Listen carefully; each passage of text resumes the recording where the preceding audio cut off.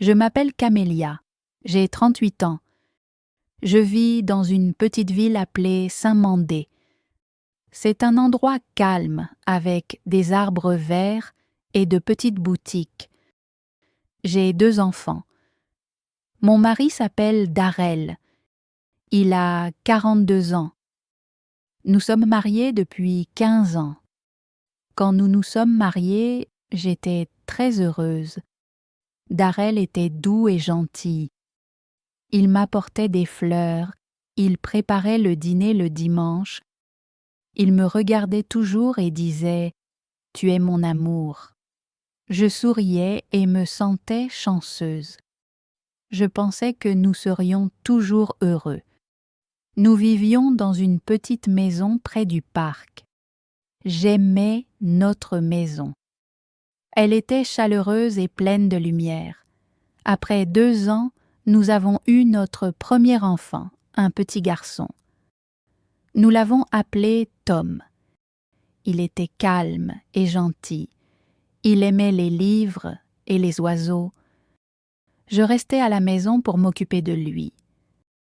Darrell allait travailler tous les jours à la banque. 2 ans plus tard, nous avons eu une fille. Elle s'appelle Mila. Elle adore la musique. Elle chante tout le temps. Elle est pleine de joie. Je passais mes journées avec les enfants. Je cuisinais, nettoyais et leur apprenais les chiffres et les mots. Darrell travaillait dur. Il rentrait tard à la maison, mais embrassait toujours les enfants pour leur souhaiter bonne nuit. Dans ces premières années, je me sentais heureuse, fatiguée, mais heureuse. La vie était occupée, mais belle. Nous dînions ensemble. Le week-end, nous allions au lac. Nous mangions des glaces et regardions les canards. Darrell et moi, nous tenions la main. Je croyais que notre amour était fort. Mais lentement, les choses ont changé. Darrell a commencé à travailler davantage. Il disait « J'ai beaucoup à faire au bureau ». Il a arrêté de dîner avec nous. Il a cessé de me sourire. Il semblait fatigué, en colère ou simplement silencieux. Je lui ai demandé « Tout va bien ?» Il a répondu « Ça va.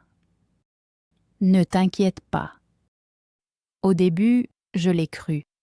Je pensais que peut-être le travail était difficile.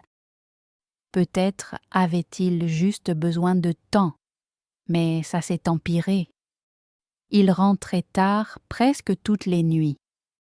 Il avait cessé de m'appeler pendant la journée. Il ne me regardait plus de la même manière. Il me manquait. L'homme qui m'apportait des fleurs me manquait. Sa voix chaleureuse me manquait. J'avais l'impression de vivre avec une ombre. Il était là, mais loin. Un jour, j'ai trouvé un reçu dans la poche de son manteau. C'était pour un hôtel dans une ville à 2 heures d'ici. Le nom sur la note n'était pas celui de Darrell. Il était indiqué « Chambre pour Monsieur D. Taylor et Mademoiselle Nelly ». Mon cœur a sauté. Mes mains tremblaient. J'ai attendu qu'il rentre à la maison. Je lui ai montré le papier et demandé « Qui est Nelly ?» Il m'a regardé et a dit « C'est juste une collègue. C'était un voyage de travail. Rien de plus. » Je ne l'ai pas cru. Mais j'ai dit « D'accord. » Je ne voulais pas me disputer. Je ne voulais pas briser ma famille à ce moment-là. Tom avait 5 ans et Mila 3. Ils étaient petits. Ils avaient besoin de nous deux. Les semaines ont passé. J'essayais de sourire. J'essayais de rester forte, mais je pleurais la nuit quand les enfants dormaient. Je pleurais dans la cuisine en faisant la vaisselle. Je regardais Darrell et voyais un étranger. Je ne le connaissais plus. Il avait cessé de me dire où il allait. Il éteignait son téléphone. Il disait « J'en ai assez de toutes ces questions ». Je ne disais rien. Que pouvais-je dire? J'ai commencé à me sentir vide. Je nettoyais la maison, mais elle ne ressemblait plus à un foyer. Je cuisinais des repas, mais ils n'avaient aucun goût. J'emmenais les enfants à l'école et souriais aux autres parents, mais à l'intérieur, j'étais brisée. Un après-midi, je suis allée au marché. J'ai vu un homme de mon passé. Il s'appelait Louis. Nous étions allés à la même école il y a de nombreuses années. Il m'a souri et a dit « Camélia, c'est toi ?» J'ai souri aussi.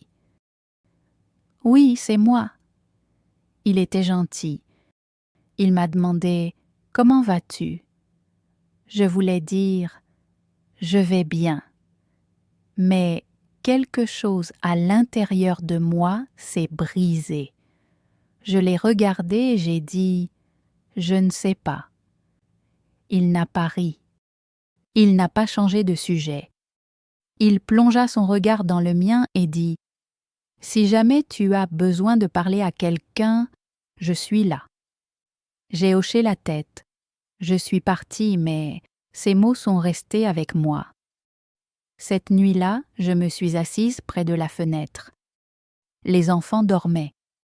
Darrell n'était pas à la maison. J'ai regardé les étoiles et je me suis sentie toute petite. J'ai chuchoté « Que s'est-il passé dans ma vie ?» J'ai pensé à Louis, à ses yeux bienveillants, à sa voix douce.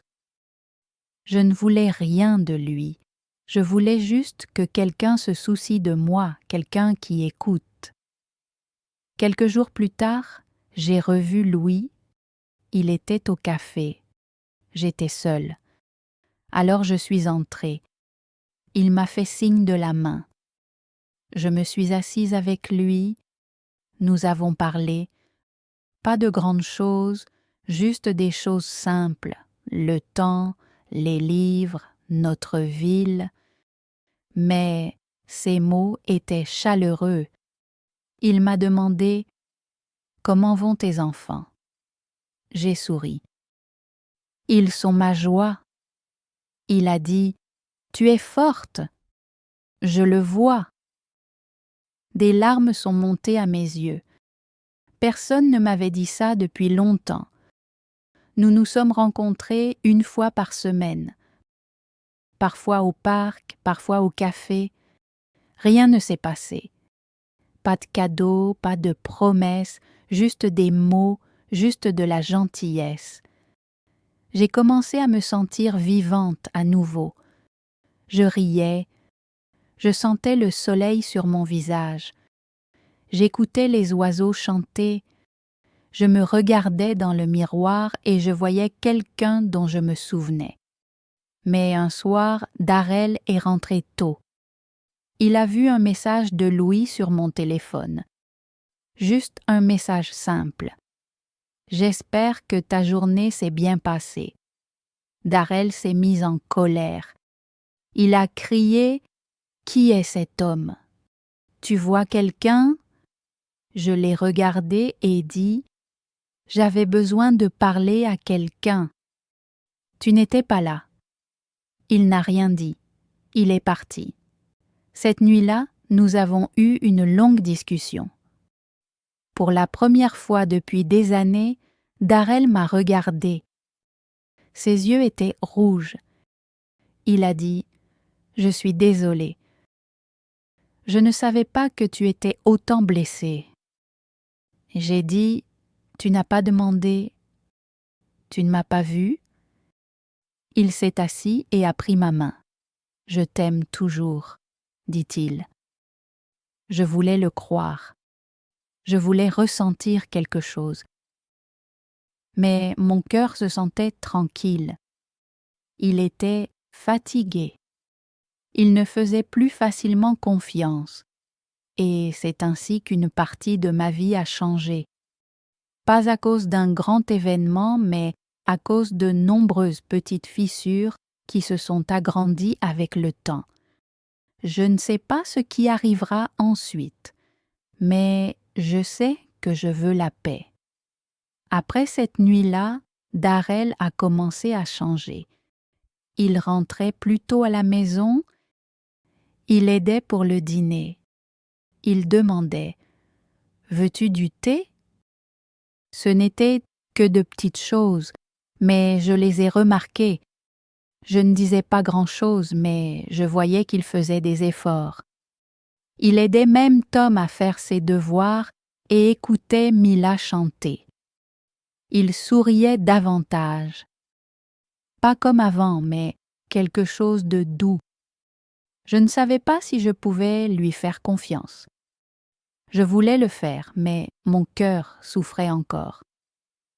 Un dimanche matin, il a demandé « Veux-tu faire une promenade avec moi ?» Nous n'avions pas marché ensemble depuis des années. J'ai dit oui. Nous avons marché près du lac. Le ciel était bleu. Les canards nageaient dans l'eau. Des gens faisaient du vélo et riaient. Je les observais. J'avais l'impression de regarder dans un autre monde. Darrell a dit « Ça me manque. Toi et moi me manquons. » Je l'ai regardé. Je ne savais pas quoi dire. J'ai juste hoché la tête. Il a pris ma main lentement. Je ne l'ai pas retirée, mais c'était étrange. Sa main était chaude, mais mon cœur était froid. « J'avais tort, » dit-il. J'ai laissé le travail prendre toute la place. Je n'ai pas vu que tu étais seule. J'ai chuchoté. Oui. Nous avons marché en silence après cela. Le soir, il a préparé le dîner. Mila était excitée. « Papa cuisine, » dit-elle.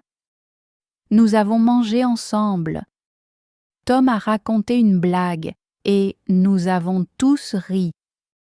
C'était agréable. Pendant un instant, c'était comme avant. Une table chaleureuse, des enfants heureux, des sourires.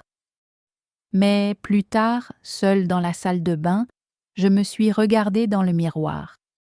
Je me suis demandé, est-ce que je l'aime encore? Je ne connaissais pas la réponse. Un jour, Mila est venue vers moi avec un dessin. C'était notre famille, moi, Darrell, Tom et elle, tous se tenant la main. Elle a souri. « Nous sommes heureux », a-t-elle dit. Je l'ai serrée dans mes bras et lui ai embrassé la joue. Je ne voulais pas qu'elle voie mes larmes. Plus tard, j'ai demandé à Tom « Penses-tu que ton père et moi sommes heureux ?» Il a eu l'air surpris. « Je ne sais pas », a-t-il dit. « Vous êtes toujours gentils l'un envers l'autre, mais parfois vous avez l'air triste. » Il n'avait que 10 ans, mais il voyait déjà tant de choses. Cette nuit-là, j'ai de nouveau pleuré doucement. Je ne voulais que personne n'entende. Quelques jours plus tard, j'ai revu Louis. Je ne l'avais pas vu depuis que Darrell avait découvert. Je n'avais pas prévu de le rencontrer. C'est juste arrivé. J'étais à l'épicerie et il était là avec son fils. Il a souri et a dit « Salut ». J'ai répondu « Bonjour ». Nous avons parlé quelques minutes. Il ne posait pas de questions. Il a juste dit « J'espère que tu vas bien ». J'ai hoché la tête. « Merci. J'essaie ». Il m'a regardé avec douceur et a dit « Tu es forte, Camélia. N'oublie jamais ça. » Ensuite, nous nous sommes dit au revoir. Ce soir-là, j'ai dit à Darrell que j'avais vu Louis. Je ne voulais pas de secret. Il ne s'est pas mis en colère. Il a seulement demandé Tu penses encore à lui? J'ai répondu « Non, je pense à la façon dont il m'a fait sentir que j'avais de l'importance. » Darrell a baissé les yeux. Puis il a dit « Je veux te donner ça, moi aussi. » Pour la première fois, j'ai cru qu'il le pensait vraiment. Il a commencé à faire plus de choses à la maison. Il aidait Mila avec ses chansons. Il a réparé la porte cassée dans la cuisine. Il me demandait comment s'était passée ma journée. Parfois, il ramenait de petites attentions, un livre, une fleur, une nouvelle tasse pour mon thé. Rien de grand, mais attentionné. Il disait « Tu n'as pas besoin de me remercier. Tu le mérites. » Je voulais sourire et parfois je le faisais, mais mon cœur mettait du temps à s'ouvrir. Une nuit, je suis tombée très malade. J'avais une forte fièvre et une douleur intense dans la poitrine. Darrell m'a emmenée précipitamment à l'hôpital. Il est resté avec moi toute la nuit. Il me tenait la main. Il n'a pas dormi. Il est juste resté assis et a dit « S'il te plaît, ne me quitte pas. » Des larmes coulaient sur son visage. « Je t'aime toujours, » a-t-il chuchoté. J'ai fermé les yeux. Je me suis rappelé ces mots d'il y a si longtemps, à l'époque où nous étions jeunes, quand la vie était simple. Le matin, je me sentais mieux. Le médecin a dit que c'était une infection de la poitrine. Rien de trop grave. Mais quelque chose dans mon cœur avait changé. J'ai vu la peur dans les yeux de Darrell. J'ai vu aussi de l'amour. Peut-être un amour brisé, peut-être un vieil amour. Mais il était toujours là. Quand nous sommes rentrés à la maison, il a préparé de la soupe et m'a dit de me reposer. Il s'est assis avec moi dans la chambre et a lu un livre. Mila est venue et m'a fait un câlin. Tom m'a apporté de l'eau. Je me suis sentie prise en charge. Plus tard cette semaine-là, j'ai fait une promenade seule. J'ai pensé à ma vie, à toutes les années passées, aux moments heureux et aux moments tristes, à Louis, à Darrell, à mes enfants. Je me suis assise sur un banc près de la rivière. Les feuilles dansaient dans le vent. J'ai fermé les yeux et pris une profonde inspiration. Je me suis demandé, puis-je pardonner? Puis-je guérir? Je n'avais pas la réponse complète, mais je savais que je voulais la paix. Cette nuit-là, j'ai parlé à Darrell. J'ai dit « Nous devons être honnêtes l'un envers l'autre. » Il a hoché la tête. « Oui, nous le devons. » J'ai demandé « Veux-tu vraiment ce mariage ou as-tu juste peur de le perdre? » Il m'a regardé et a dit « Je te veux toi, pas seulement l'idée de nous. Je veux arranger les choses. » J'ai demandé « Peux-tu oublier l'autre femme? Peux-tu me donner l'attention dont j'ai besoin? » Il a dit « Je vais essayer. » J'ai secoué la tête. Essayer ne suffit pas. J'ai besoin que tu le veuilles vraiment. Il a plongé son regard dans le mien. Alors je le ferai. Je te le promets. Et à partir de ce jour, les choses ont commencé à changer. Nous ne sommes pas devenus parfaits, mais nous avons commencé à marcher ensemble à nouveau. Nous avions de petites conversations sur le temps, l'école, notre passé. Il me demandait quel livre j'aimais. Il disait « Parle-moi de tes rêves. » Personne ne m'avait posé cette question depuis des années. Un soir, Il m'a surprise avec un dîner à l'extérieur, rien que nous deux, près de la rivière. Il a apporté une couverture, des sandwichs et du thé. Nous nous sommes assis sous les étoiles. Il a dit « Merci d'être resté. Merci de m'avoir donné une seconde chance. » Je l'ai regardé. Il n'était pas le même homme que j'avais épousé et je n'étais pas la même femme, mais peut-être pouvions-nous construire quelque chose de nouveau. Pas à partir du passé, mais à partir de maintenant. Les semaines ont passé. La vie à la maison était calme, mais différente. Darrell continuait à aider davantage. Il faisait la vaisselle. Il pliait le linge. Il accompagnait Mila à l'école. Ce n'étaient que de petites choses, mais elles comptaient pour moi. Il ne restait plus tard au travail. Il passait ses soirées à la maison. Parfois nous parlions, parfois nous restions en silence. Mais le silence était doux, pas froid.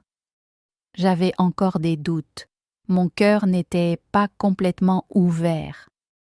Parfois, quand je le regardais, je me souvenais encore de la douleur, le reçu de l'autel, les nuits où je pleurais seule, la façon dont il avait marché à côté de moi comme si je n'existais pas.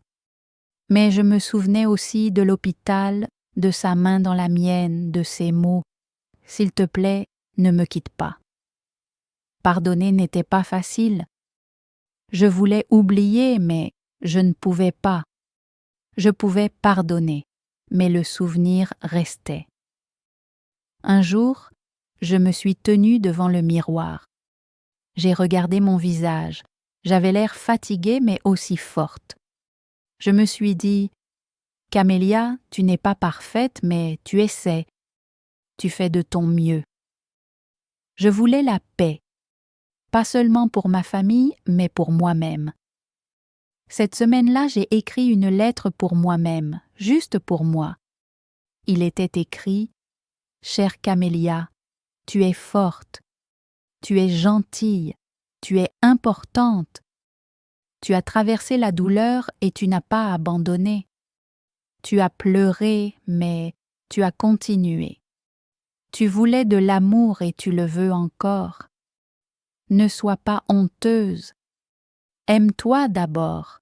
Ensuite, tu pourras aimer les autres. Tu mérites le bonheur. N'oublie pas cela. » J'ai plié la lettre et l'ai mise dans mon tiroir. Maintenant, quand je me sens triste, je la relis. Certains jours sont meilleurs que d'autres. Certains jours, je souris sans réfléchir. D'autres jours, je me sens fatiguée. Mais ce n'est pas grave. La vie n'est pas toujours facile. J'ai appris à l'accepter. J'ai aussi commencé à faire des choses pour moi-même. J'ai commencé à marcher seule le matin. Je suis allée à la bibliothèque et j'ai emprunté des livres. J'écoutais de la musique douce et buvais du thé en silence. Un jour, j'ai acheté un carnet. J'y écrivais mes pensées chaque soir. Je ne cachais pas mes sentiments. J'écrivais la vérité. Parfois, j'écrivais « Je suis encore blessée ». D'autres fois, je notais « Aujourd'hui, je me suis sentie heureuse ». Je laissais tous les sentiments venir. Je ne les arrêtais pas. Mila m'a un jour demandé « Maman, pourquoi écris-tu dans ton carnet chaque soir ?» J'ai souri et dit « Parce que ça m'aide à me sentir mieux. » Elle a hoché la tête et dit « Peut-être que je le ferai aussi. » Tom a aussi changé. Il est devenu plus ouvert. Il parlait davantage avec Darrell. Ils jouaient ensemble le week-end. Je les regardais et me sentais reconnaissante. Je savais que notre famille avait été brisée, mais peut-être qu'elle pouvait guérir. pas revenir comme avant, mais devenir quelque chose de nouveau. Un soir, Darrell m'a apporté une petite boîte. À l'intérieur, il y avait un collier avec un simple cœur.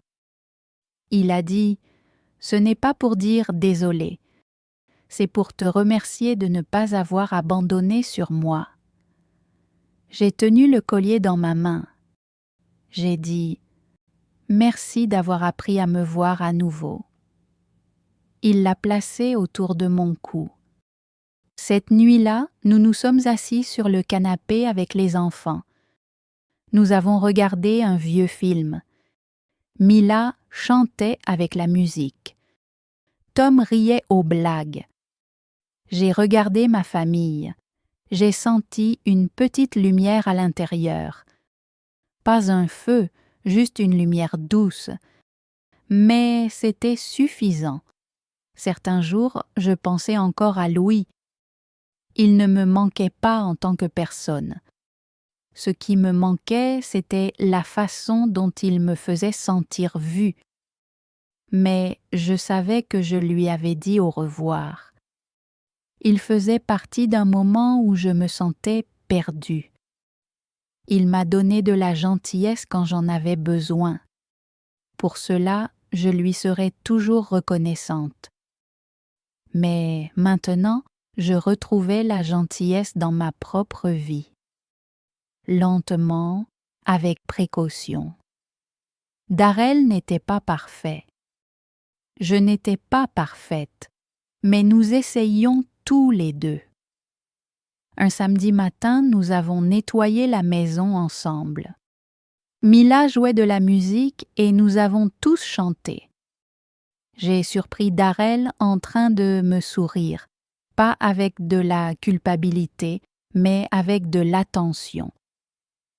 Plus tard, quand nous avons pris le thé dans le jardin, il a dit « Je sais que je t'ai blessé. Je ne te demande pas d'oublier. Je demande seulement une chance de construire quelque chose de nouveau avec toi. » J'ai dit « Un jour à la fois. » Il a hoché la tête. Ça suffit. Et c'était vrai. Maintenant, je ne rêve plus d'une vie parfaite. Je n'attends pas de fleurs ni de grandes paroles. Je cherche les petits moments. Un matin tranquille, une tasse de thé chaude, le rire de mes enfants, une promenade au bord de la rivière. Je sais que l'amour n'est pas seulement un sentiment. L'amour, c'est prendre soin. L'amour, c'est le temps. L'amour, c'est écouter. L'amour, c'est le respect. Je le sais aussi. Je suis forte. Je peux survivre à la tristesse. Je peux retrouver la lumière. Je peux apprendre à me faire confiance. Mon cœur est encore en train de guérir. Mais il n'est pas brisé. Je prends la vie un jour à la fois. J'essaie de sourire. J'essaie de me reposer. J'essaie d'être bienveillante envers les autres et envers moi-même.